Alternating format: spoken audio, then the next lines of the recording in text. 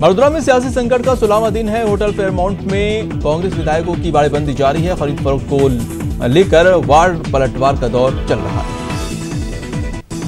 वहीं विधानसभा सत्र बुलाने को लेकर राजभवन के सवाल पर गहलोत सरकार को जवाब देना है। गहलोत कैबिनेट आज इस पर मंथन करेगी।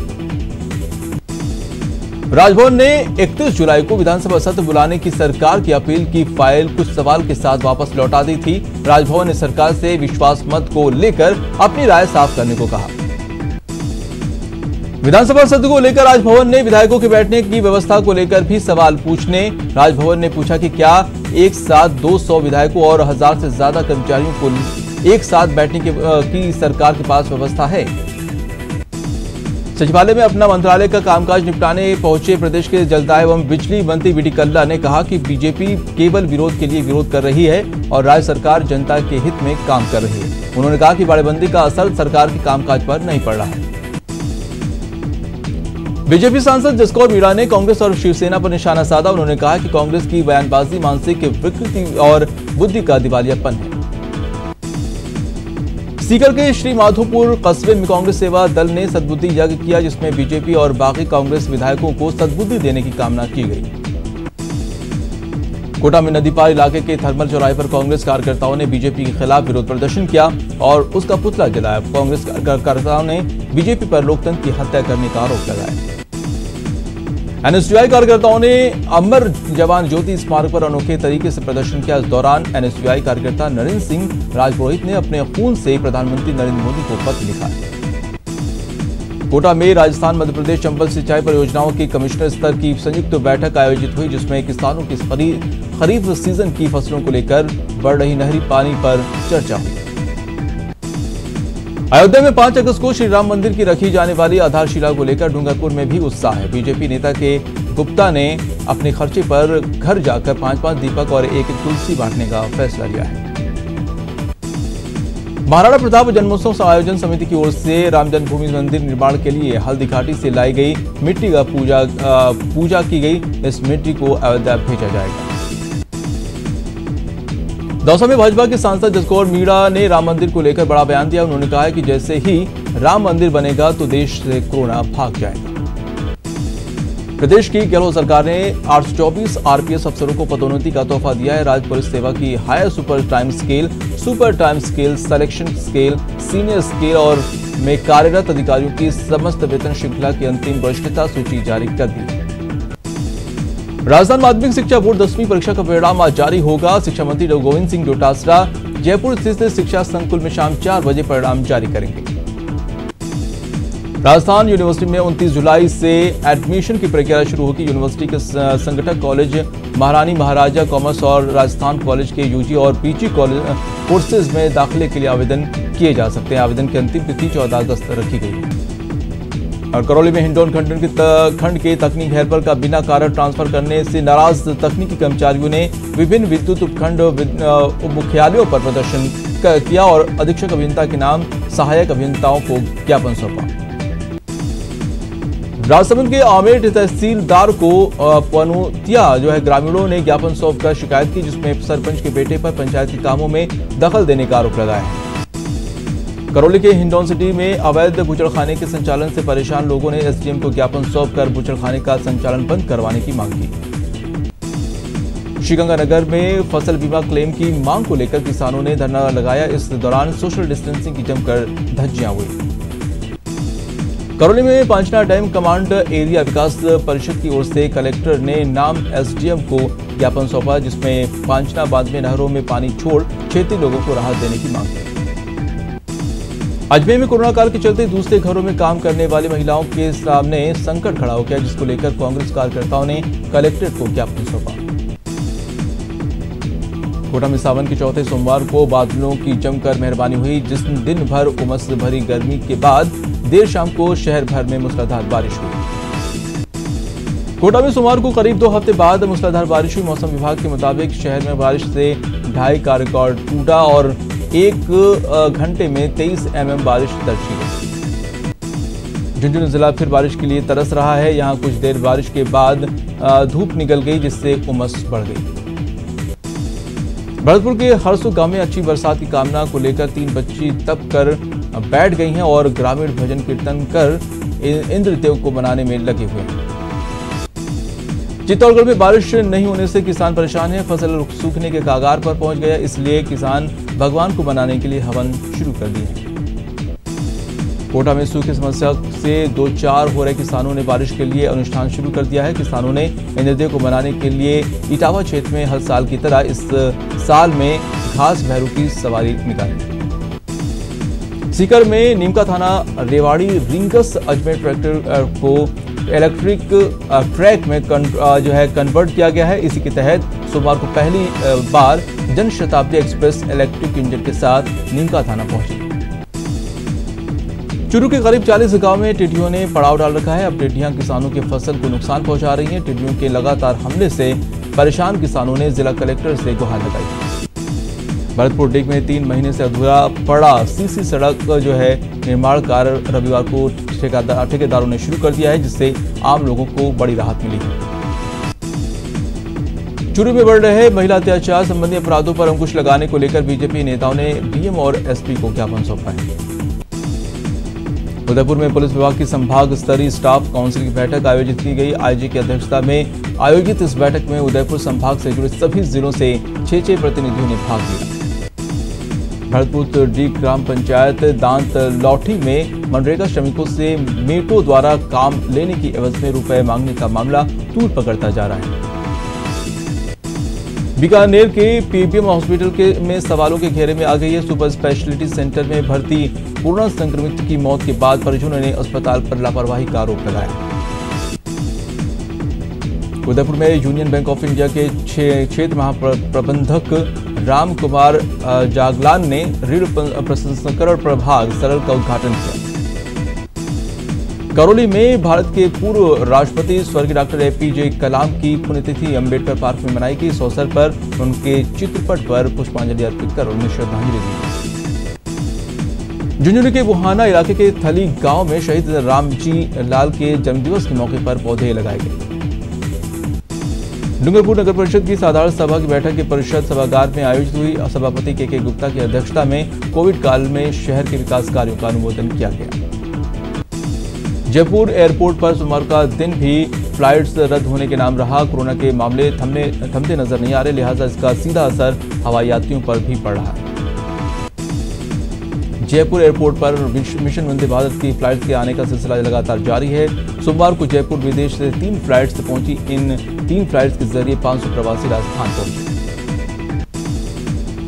पश्चिमी उत्तर रेलवे ने अपनी 2 रेलों को आंशिक तौर पर रद्द कर दिया है। दरअसल पश्चिम बंगाल से चल रहे लॉकडाउन के कारण इन रेलों को रद्द करने का फैसला किया गया है।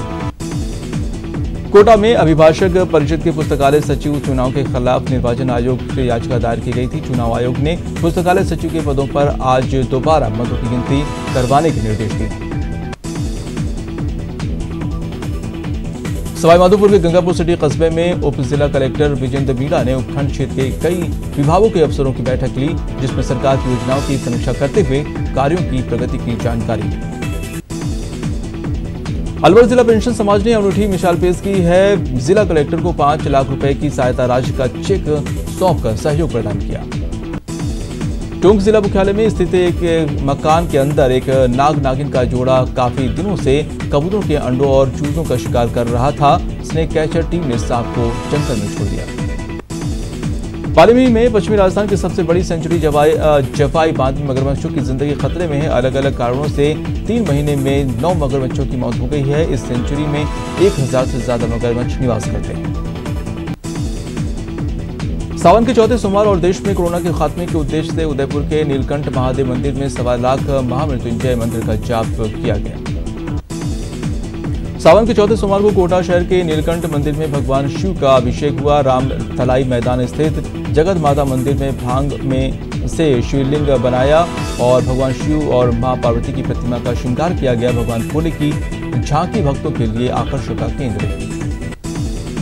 चूरू के तारानगर में श्रद्धालुओं ने कावड़ लाकर भोलेनाथ का जलाभिषेक किया। श्यामकुंड में स्थान का कावड़ लेकर 21 भक्तों का जत्था शिवालय पहुंचा। सवाईमाधोपुर के नीलकंठ महादेव मंदिर में सावन के सोमवार पर महिलाओं का तांता लगा रहा। नीलकंठ महादेव मंदिर में महिलाओं ने सामूहिक रूप से भगवान शिव की पूजा आराधना की। धौलपुर की वैश्विक महामारी कोरोना के बीच सैफू का शिव मंदिर पर सोमवार को भक्तों एवं श्रद्धालुओं की भारी तादाद में तांता लगा रहा। बीकानेर में सावन के चौथे सोमवार पर शिव मंदिरों में विशेष पूजन और अभिषेक किया गया। इस दौरान जलाभिषेक किया गया। भरतपुर में सावन के चौथे सोमवार को भी शिवालयों में श्रद्धालुओं का सैलाब उमड़ पड़ा। शहर के 14 महादेव मंदिर, ग्रीनेश्वर महादेव मंदिर सहित सभी शिवालयों पर पूजा अर्चना की गई। कोरोना वायरस की वैक्सीन का ट्रायल भुवनेश्वर में भी शुरू हो गया है। वहीं कोरोना के लिए BCG टीका कितना असरदार है, इस पर रिसर्च तीसरे फेज में पहुंच गई है। भारत में पिछले 24 घंटे में कोरोना के रिकॉर्ड 49,931 नए मामले सामने आए हैं। इससे पहले एक दिन में इतने केस कभी नहीं आए थे। वहीं पिछले 24 घंटे में 708 और लोगों की मौत हो गई है। महाराष्ट्र में पिछले 24 घंटे में 9,431 नए कोरोना मामले सामने आए हैं, जबकि 267 लोगों की मौत हुई है। राज्य में कुल कोरोना की संख्या, मरीजों की संख्या 3,75,799 हो गई है। राज्य में रिकवरी रेट 56.74% है। दिल्ली में कोरोना संक्रमण की दर और संक्रमण से होने वाली मौत में कमी देखी जा रही है। जून के मुकाबले दिल्ली में जुलाई में 44% कम मौत हुई है। दिल्ली में रिकवरी रेट 87% तक पहुंच गई। मरदुरा में कोरोना पॉजिटिव मरीजों की संख्या बढ़कर 37,500 के पार हो गई है। कोरोना से अब तक प्रदेश में 631 लोगों की मौत हुई है, जबकि इलाज के बाद 25,663 लोग ठीक होकर घर लौट चुके हैं। काफी प्रयास के बाद भी प्रदेश में महामारी की रफ्तार बेकाबू होती जा रही है। बीते 24 घंटे में रिकॉर्ड 1134 नए केस सामने आए हैं। वहीं एक दिन में 9 लोगों की मौत हुई है। सीएम अशोक गहलोत ने स्वास्थ्य विभाग के आला अफसरों के साथ कोरोना के हालात की समीक्षा की। वीडियो कॉन्फ्रेंसिंग के दौरान मुख्यमंत्री ने जिला अस्पतालों को 10 दिनों में जीवन रक्षक इंजेक्शन और दवाई उपलब्ध कराने के निर्देश दिए। चिकित्सा मंत्री डॉक्टर रघु शर्मा का कहना है कि कोरोना को लेकर सरकार काफी संवेदनशील है। RMSCL को पर्याप्त मात्रा में इंजेक्शन खरीदने के निर्देश दिए गए हैं। जल्द ही प्रदेश के सभी जिलों में कोरोना जांच की सुविधा मिलेगी। कोटा शहर में जुलाई में कोरोना वायरस का कोहराम देखने को मिल रहा है। सोमवार को 1901 सैंपलों की जांच की गई, जिसमें 46 नए पॉजिटिव केस और सामने आए। कोटा में कोरोना के बढ़ते आंकड़ों के साथ ही रिकवर होने का सिलसिला जारी है। कोटा में सोमवार को 7 मरीजों को रिकवर होने के बाद डिस्चार्ज किया गया, जबकि 5 मरीजों को होम क्वारंटाइन में किया गया। कोटा में छुट्टी के बाद ड्यूटी पर लौटे पुलिस कांस्टेबल की जांच रिपोर्ट पॉजिटिव आई है। पुलिस कांस्टेबल शादी करके ड्यूटी पर लौटा था। संपर्क में आने वाले 15 लोगों के भी सैंपल लिए गए। कोटा में अब हर रविवार को लॉकडाउन की घोषणा की गई है। व्यापारिक संगठन और जिला प्रशासन के बीच हुई बैठक में ये निर्णय लिया गया है। कोटा जिले में कोरोना संक्रमित रोगियों की संख्या दिन ब दिन बढ़ती जा रही है। कोटा जिले में अब तक 1381 पेशेंट सामने आ चुके हैं। सोमवार को सूचना एवं जनसंपर्क विभाग के आयुक्त महेंद्र सोनी ने कोरोना अवेयरनेस कैंपेन का जायजा लिया। सोनी जयपुर के महारानी स्कूल पहुंचे। कोरोना संक्रमित के इलाज के लिए उदयपुर में रौनक सुहाल का नाम के युवक ने अपना प्लाज्मा डोनेट किया। रौनक का पूरा परिवार पहले कोरोना संक्रमित रह चुका है, लेकिन 2 बार रिपोर्ट निगेटिव आने के बाद परिवार फिलहाल स्वस्थ है। बूंदी में जिला प्रशासन ने आज से 7 दिनों के लिए लॉकडाउन लागू करने का ऐलान किया है। बूंदी में कुल 110 केसों में से 70 से ज्यादा केस शहर से हैं। चित्तौड़गढ़ में कोरोना संक्रमित रोगियों का आंकड़ा लगातार बढ़ता जा रहा है। आज भी आधा दर्जन नए रोगियों की रिपोर्ट पॉजिटिव आने से मोहल्लों में कर्फ्यू लगाया गया है। कोरोना संक्रमण को देखते हुए भीलवाड़ा प्रशासन ने सख्त रुख अपनाया है। मास्क और सोशल डिस्टेंसिंग का पालन के लिए पुलिस और प्रशासन की संयुक्त टीम कार्रवाई करेंगी। कोरोना के बढ़ते प्रकोप को देखते हुए कलेक्टर और एसपी ने भीलवाड़ा शहर के बाजारों का निरीक्षण किया। इस दौरान उन्होंने बिना मास्क और सोशल डिस्टेंसिंग का पालन नहीं करवाने वाले व्यक्तियों के खिलाफ चालान भी काटे। अलवर संभागीय आयुक्त सोमनाथ मिश्रा और आईजी एस सेनगाथिर अलवर पहुंचे और प्रशासनिक अधिकारियों से चर्चा कर कोरोना के हालात की जानकारी दी। संभागीय आयुक्त सोमनाथ मिश्रा और आईजी एस सेनगाथिर ने अफसरों के साथ अजमेर शहर का भ्रमण किया और कंटेनमेंट जोन का निरीक्षण किया। सवाईमाधोपुर में कोरोना संक्रमित रोगियों की तादाद लगातार बढ़ती चली जा रही है, जिसके चलते चिकित्सा विभाग और अधिक सजग होकर कार्य कर रहा है। बीकानेर में नोखा के पिथरासर गांव में सोमवार को कोरोना जांच शिविर का आयोजन किया गया। शिविर में 157 लोगों के कोरोना रैंडम सैंपल लिए गए। जोधपुर में कृषि विभाग में कोरोना की जांच करवाने के उद्देश्य से विभाग में एक जांच शिविर का आयोजन करवाया गया। श्रीगंगानगर के सादो शहर में 75 साल की बुजुर्ग महिला का मोहल्ले वालों ने ढोल नगाड़ों के साथ स्वागत किया। महिला कोरोना से जंग जीत कर घर लौटी है। 20 दिन पहले वो कोरोना संक्रमित हुई थी। प्रदेश में कोरोना तेजी से पैर पसार रहा है। ऐसे में सरकार ने ऑनलाइन अनलॉक 3.0 लागू होने से पहले महामारी एक्ट के तहत नियमों को और सख्त कर दिए हैं। अलवर में कोरोना के विस्फोट को देखते हुए दोबारा से लॉकडाउन लागू हो सकता है। सोमवार को प्रशासन की और व्यापारिक संगठनों और सभी पार्षदों की एक बैठक ली गई। बीकानेर कलेक्ट्रेट में कोविड-19 की प्रबंधन समीक्षा बैठक का आयोजन किया गया। बैठक में कलेक्टर ने कोरोना का इलाज करने वाले अस्पतालों में सीसीटीवी कैमरे लगाने के निर्देश दिए। भरतपुर में कोरोना वायरस का लगातार प्रभाव बढ़ रहा है और लेकिन सबसे ज्यादा भरतपुर में कन्नी गुर्जर की सब्जी मंडी में लापरवाही देखने को मिल रही है। भीलवाड़ा में बढ़ते कोरोना मरीजों के कारण प्रशासन ने दुकानों को सोशल डिस्टेंसिंग का पालन नहीं होने के कारण उन्हें सीज कर दिया। भाई बहन के स्नेह और प्रेम का प्रतीक रक्षाबंधन नजदीक है, लेकिन बाजार में राखियों की दुकान इन दिनों सूनी नजर आ रही है। वजह है कोरोना का डर। कोटा के कैथून राजकीय उच्च माध्यमिक विद्यालय के लेक्चरर ने छात्रों की पढ़ाई के लिए अलग तरीका अपनाया है। खाली व क्लासरूम में अलग अलग सब्जेक्ट के छोटे छोटे चैप्टर की वीडियो क्लिप बनाकर हर दिन स्कूल स्टूडेंट को उनके मोबाइल फोन पर भेज रहे हैं। और इसी के साथ इस बुलेटिन में इतना ही। नमस्कार।